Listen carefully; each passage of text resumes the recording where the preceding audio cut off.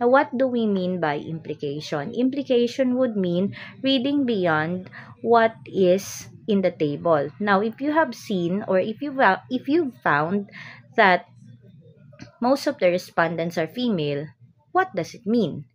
Now, you have to dig deeper in the profile of the respondents.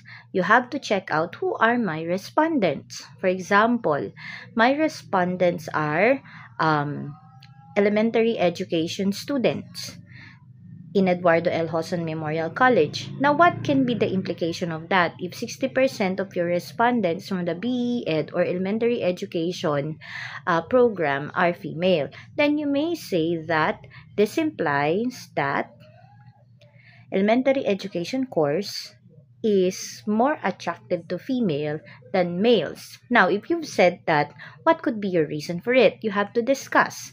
This may be because ano yung pwede mong ilagay doon. You can state the nature of the work of elementary teachers and the nature of women as in some ways more compassionate than men in taking care of children, because elementary teachers would have to teach children, younger children. So you can state that.